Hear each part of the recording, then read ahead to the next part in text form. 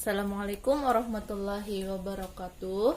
Hari ini Ibu lanjutkan lagi penjelasannya, yaitu tentang tata nama senyawa kimia. Buka buku kalian halaman 27. Setiap senyawa memiliki nama yang khas. Himpunan Kimia Sedunia, IUPAC, namanya ialah IUPAC, International Union of Pure and Applied Chemistry, telah membuat aturan mengenai penamaan senyawa kimia. Nah, ada beberapa senyawa yang memiliki dua nama, yaitu nama sesuai aturan IUPAC dan nama tripal atau dagang. Nah, sekarang kita membahas tata nama senyawa kimia yang terbagi menjadi dua. Yang pertama, senyawa anorganik dan senyawa organik. Yang pertama kita bahas yang senyawa anorganik. Tata nama senyawa anorganik yang akan dibahas meliputi senyawa biner, senyawa poliatomik, senyawa asam, dan senyawa basa. Yang pertama kita bahas lagi tentang senyawa biner, di mana senyawa biner merupakan senyawa yang tersusun atas dua unsur kimia. Kemudian kedua unsur dapat berupa unsur logam, di mana dia merupakan senyawa yang ionnya bersifat kation atau positif. Kemudian ada unsur non-logam, di mana unsur non-logam ini sifatnya merupakan ion anion atau ion negatif. Nah, berarti senyawa biner itu terdiri dari dua unsur kimia, logam dan non-logam. Kemudian dalam senyawa biner ini terbagi menjadi beberapa tata nama senyawa biner. Yang pertama kita bahas yang tata nama senyawa biner yang terdiri dari unsur logam dan non-logam. Kemudian ada rumusnya, di mana nanti ada unsur non-logam ditambah dengan unsur non-logam, dan akhiran dari unsur non-logam itu ialah berakhiran ida. Berarti namanya nanti ditambah akhirannya dengan kata-kata ida. Kemudian jumlah unsur yang menyusun senyawa tidak berpengaruh terhadap penamaan senyawa. Oke. Jumlah unsur yang menyusun senyawa tidak berpengaruh terhadap penamaan senyawa. Nanti Ibu kasih contoh, oke. Nah, di bawah itu ada beberapa tabel. Ada unsur yang berion kation dan yang berion anion. Di sistem periodik unsur pun di sana ada beberapa unsur-unsur. Nah, di sana mempunyai nama-namanya tersendiri. Kalian juga bisa lihat di sana. Di belakang tabel itu ada nama-namanya. Yang di sini, nah yang di sini ada nama-namanya. Kemudian di sana ada unsur kation, misalnya Na+, namanya adalah natrium, K kalium, Li lithium, Rb rubidium, dan seterusnya. Untuk anion ada H+ itu hidrida, N3- itu nitrida, O2- oksida, S2 sulfida, dan seterusnya. Oke, kita lihat contohnya. Senyawa LiF terdiri atas unsur lithium atau Li dan fluor atau F. Lithium sebagai logam dan fluor sebagai non-logam. Kita lihat contohnya. Yang A ada unsur LiF, di mana Li ini merupakan unsur logam dan F ini adalah unsur non-logam. Tadi kita senyawa biner yang terdiri dari unsur logam dan non-logam. Kalian melihat dia sebagai logam dan non-logam itu berdasarkan nih yang ada di sistem periodik unsur. Jika yang biru ini adalah merupakan unsur yang logam, sedangkan yang berwarna orange itu merupakan unsur yang non-logam. Oke.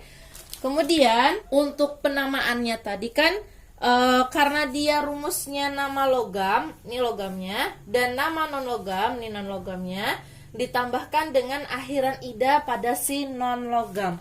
Tadi kan Li itu namanya adalah lithium. Sedangkan F tadi namanya adalah fluor. Jika ditambahkan akhirannya dengan kata-kata ida, maka namanya adalah litium fluorida. Berarti ini adalah namanya litium fluorida. Oke, ini untuk contoh yang pertama. Kemudian ada contoh lagi, senyawa MgCl2 terdiri atas unsur logam magnesium Mg dan non-logam klor atau Cl. Nama senyawa MgCl2 itu adalah namanya magnesium klorida. Nah, yang kedua ada contohnya MgCl2. Oke. Yang Mg ini merupakan logam, yang Cl ini merupakan non logam. Di mana Mg ini namanya adalah magnesium, sedangkan Cl namanya adalah klor. Angka 2 yang di belakang ini tidak berpengaruh kepada nama senyawanya. Nah, kan tadi ada tulisannya di halaman 27, jumlah unsur yang menyusun senyawa tidak berpengaruh terhadap penamaan senyawa. Nah, ini kan Cl-nya ada 2. Dia tidak terpengaruh kepada nama dari senyawa binernya. Oke? Paham ya? Walaupun ada berapa Mg2Cl3 atau MgCl4, angkanya itu tidak berpengaruh kepada nama dari si unsur senyawa binernya. Tapi nanti tata nama senyawanya yang ada angkanya itu nanti ada nama perhitungannya. Kalau ini masih belum. Kita baru memperkenalkan yang dasarnya aja dulu. Oke? Nah, setelah di sini karena sudah ada nama logam, ada nama non logamnya, kemudian kita tambah dengan akhiran ida. Kita tambah dia dengan akhiran ida, berarti namanya menjadi magnesium klorida. MgCl2 namanya adalah magnesium klorida. Oke, paham ya? Kemudian, apabila unsur logam memiliki 2 macam bilangan oksidasi, penamaannya dibedakan dengan menambahkan akhiran O untuk logam yang memiliki bilangan oksidasi kecil dan akhiran I untuk unsur yang memiliki bilangan oksidasi besar. Dalam beberapa senyawa memiliki unsur yang sama tetapi dengan bilangan oksidasi yang berbeda, maka dalam senyawa itu jika biloksnya lebih kecil maka berakhiran O untuk nama unsurnya, dan jika biloksnya lebih besar berakhiran I untuk nama dari unsurnya tersebut. Oke? Nah, ini contohnya ada 2 senyawa biner yang memiliki unsur yang sama tapi bilangan oksidasinya yang berbeda. Yang pertama CuO, yang kedua Cu2O. Nama IUPAC-nya adalah kuprum dan nama dagangnya adalah tembaga untuk Cu. Kemudian bagaimana kita untuk menamainya? Untuk yang A kita lihat terlebih dahulu bilangan oksidasinya. Nah, lihat dari senyawa CuO kita cari terlebih dahulu bilangan oksidasi yang diketahui. Ternyata O itu memiliki bilangan oksidasi min 2. Ini harus sama dengan 0 ya.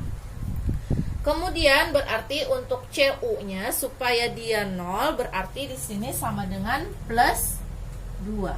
Nah, berarti di sini untuk si Cu-nya nilainya adalah plus 2. Kemudian untuk yang B Cu2O, di sini kita lihat juga yang terlebih dahulu yaitu yang O, nilainya adalah min 2.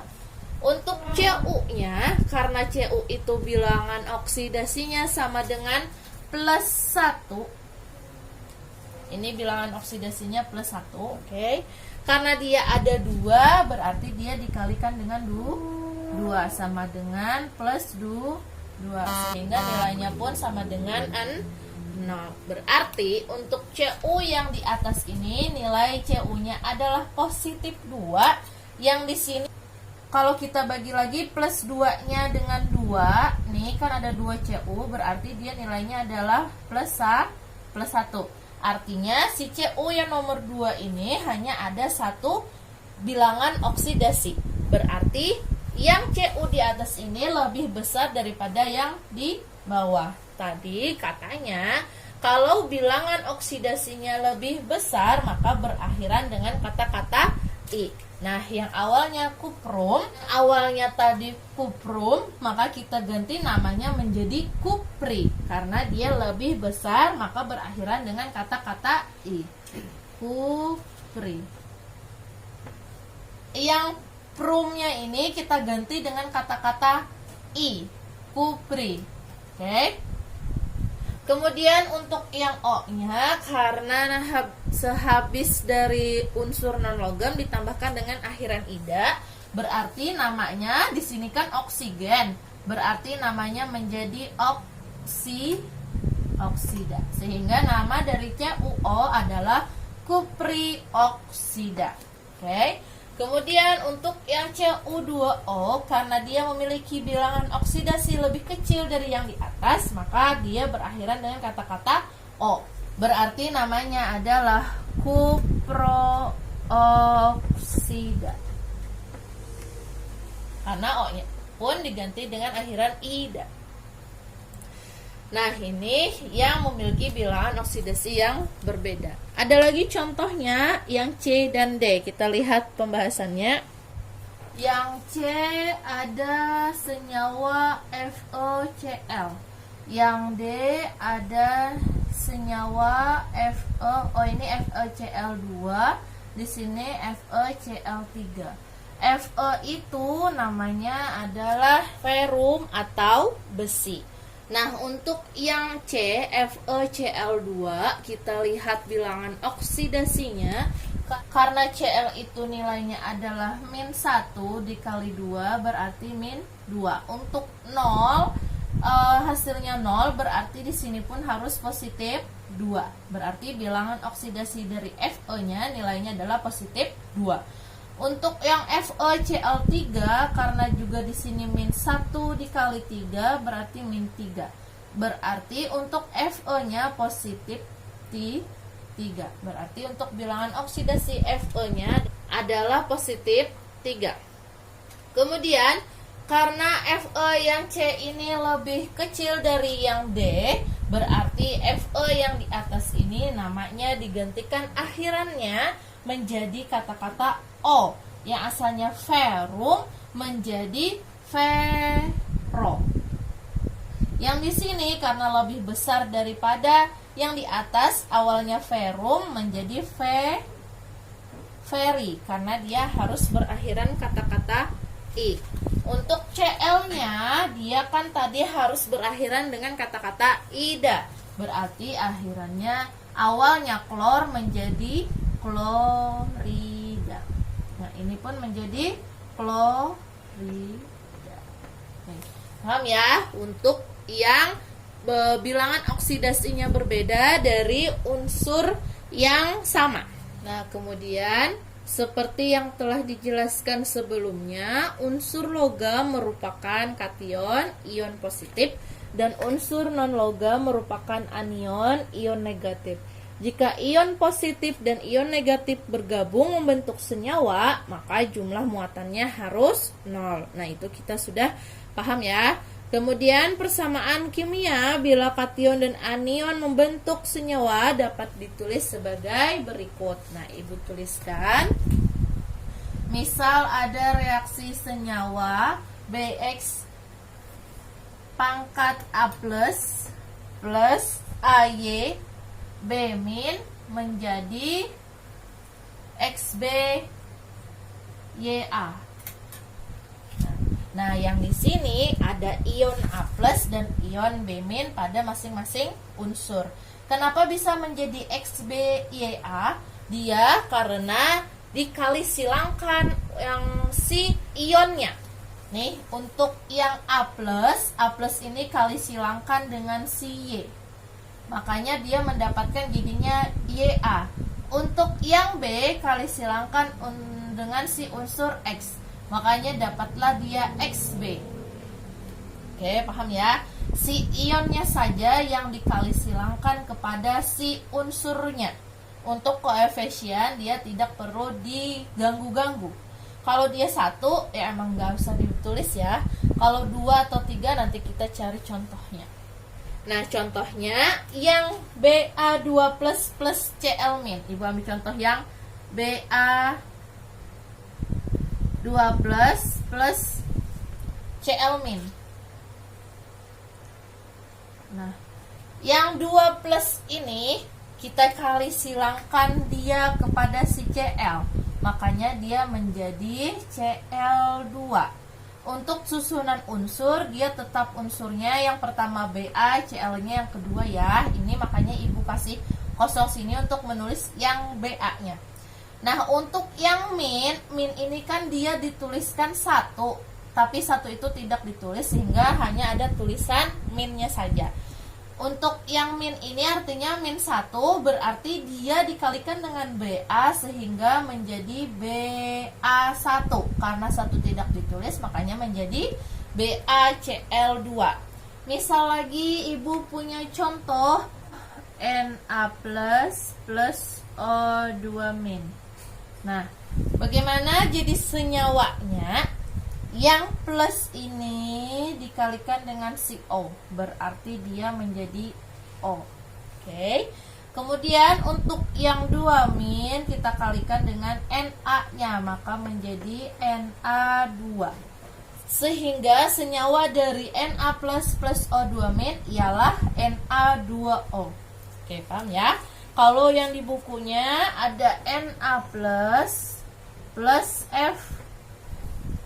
F min, menjadi minnya dikalikan di sini menjadi Na, karena dia 1 sama jadi tidak dituliskan. Yang plusnya dikalikan dengan si F sehingga menjadi F, menjadi senyawa NaF.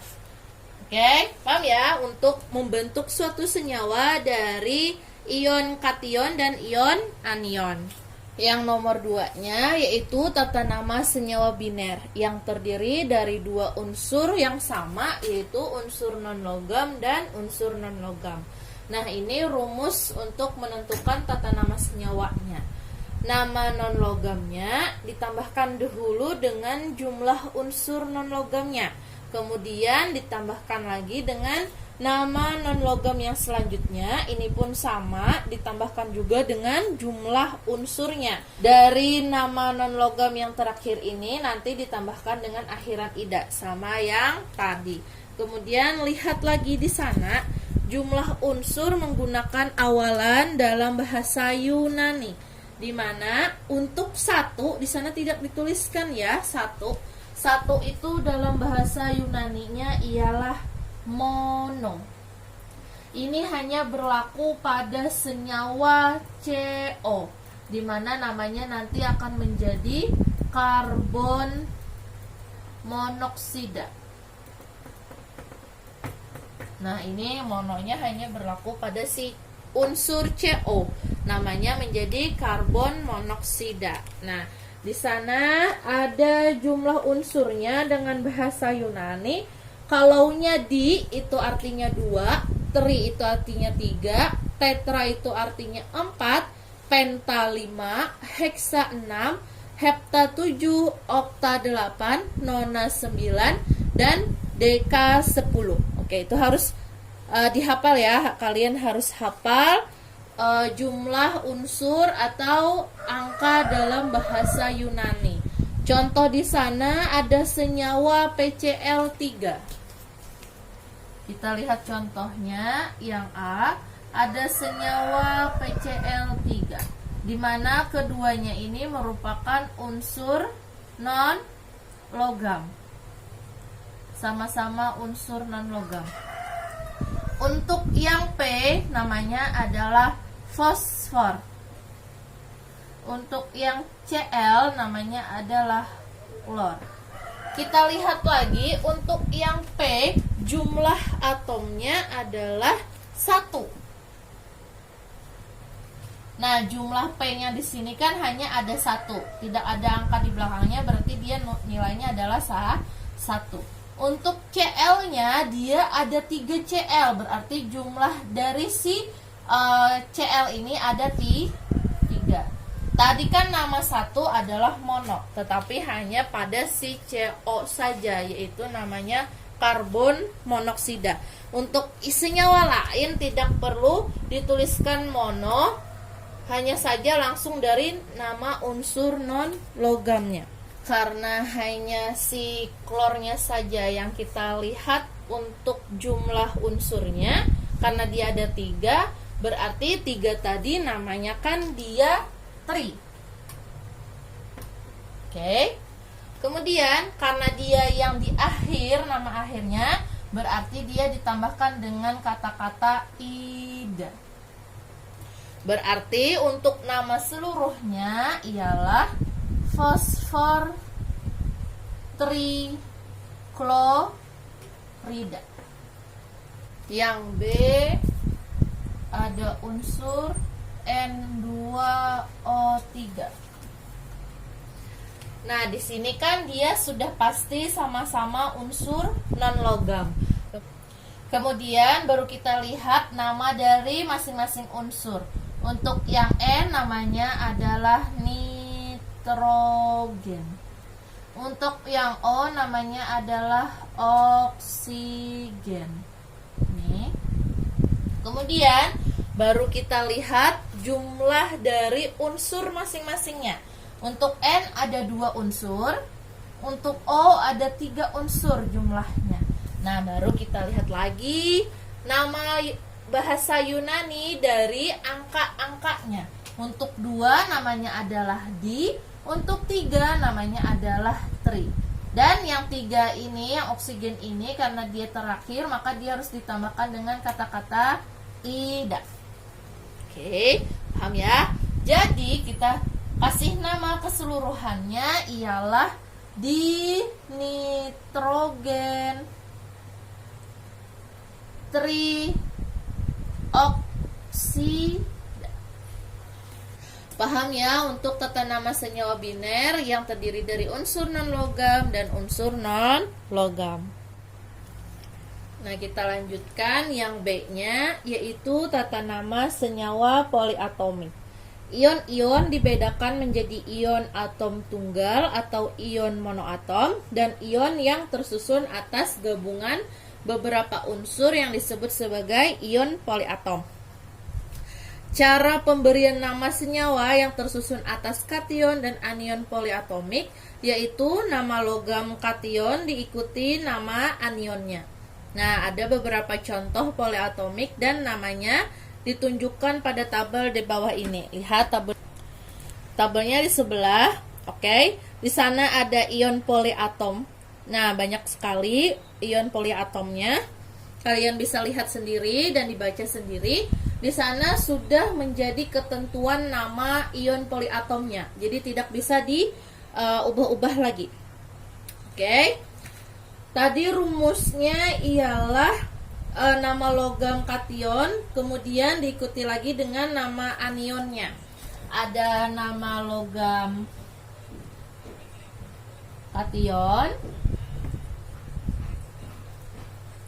dan ditambah dengan nama logam anionnya. Ingat ya, kation yang positif, anion yang negatif. Nah, lihat di contoh. Sebelahnya dicontoh, berilah nama pada senyawa berikut. Yang pertama ada senyawa MgCO3. Lihat, untuk MgCO3 ini ada senyawa kation, ada senyawa anion. Oh, ini anion ya. Nah, di sini nanti ada Mg plus CO3 2-. Kemudian di sini namanya adalah magnesium.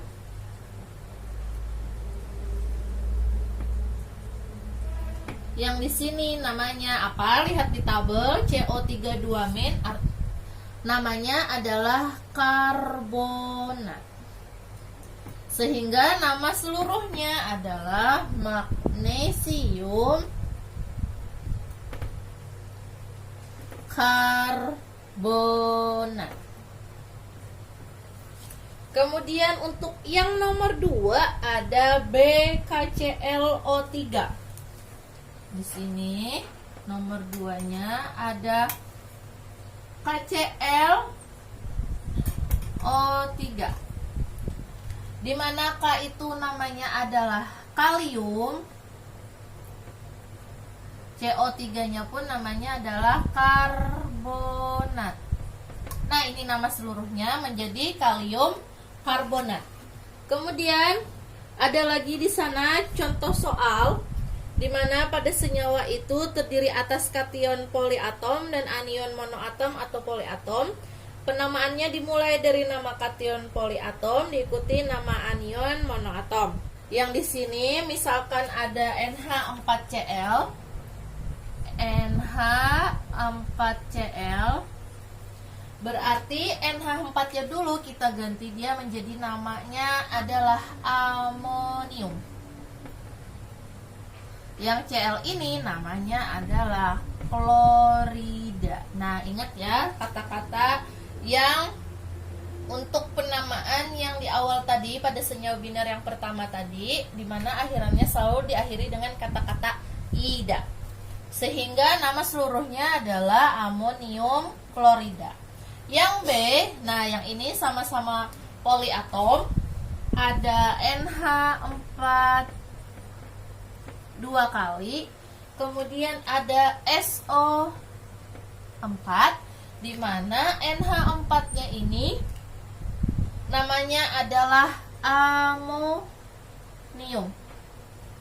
dan SO4-nya adalah sulfat, sehingga namanya adalah amonium sulfat. Nah, ini untuk penamaan pada senyawa poliatomik. Nah, di sana sudah ada tabel-tabelnya.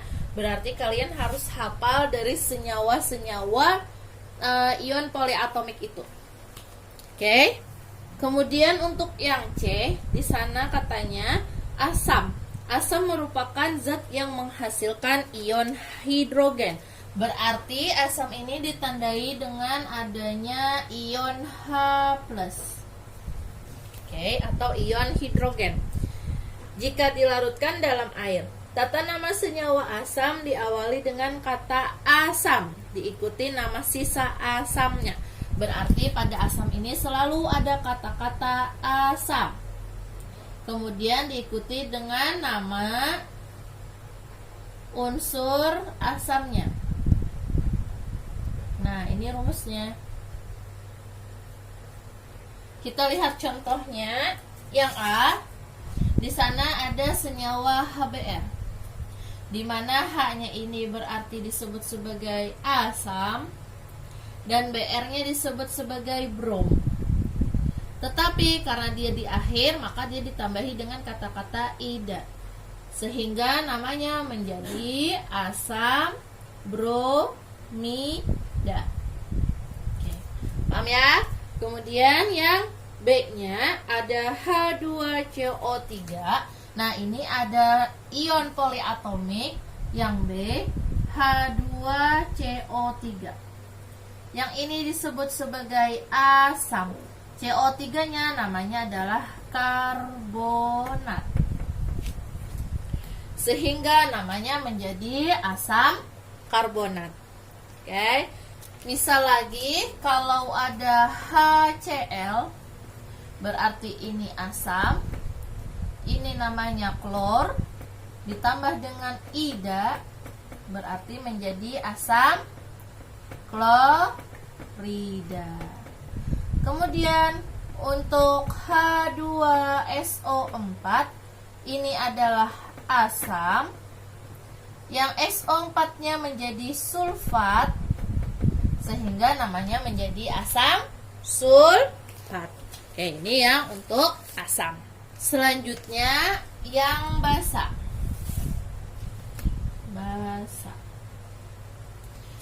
Basa selalu ditandai dengan adanya unsur OH-, yaitu ion hidroksida. Di mana ion hidroksida ini, di mana basa merupakan zat yang menghasilkan ion hidroksida bila dilarutkan dalam air. Tata nama senyawa basa disebutkan logamnya diikuti kata hidroksida. Berarti nama logam diikuti dengan kata-kata hidroksida.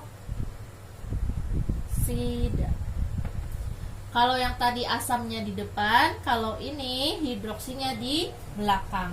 Contohnya ada KOH. K-nya adalah kalium, OH-nya adalah hidroksida, sehingga namanya adalah kalium hidroksida. Kemudian contoh selanjutnya ada BaOH 2 kali. BaOH 2 kali. Ba-nya adalah barium, OH-nya adalah hidroksida. Nah, jadi namanya adalah barium hidroksida. Kemudian yang terakhir ada senyawa hidrat.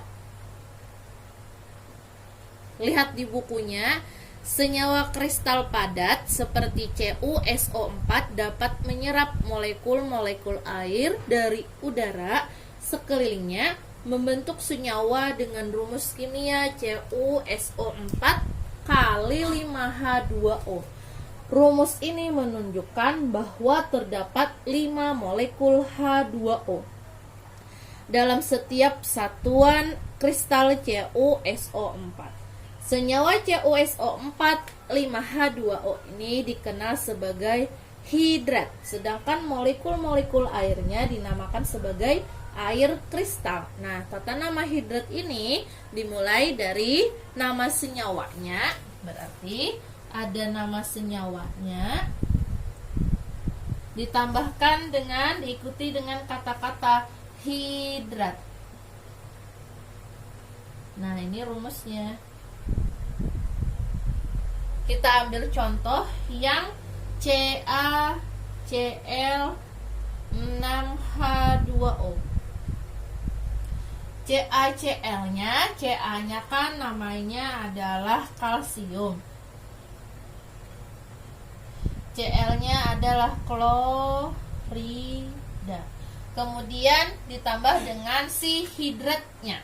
Lihat di H2O ada berapa jumlah dari si H2O-nya? Ada 6. 6 ini tadi kan dinamakan sebagai heksa.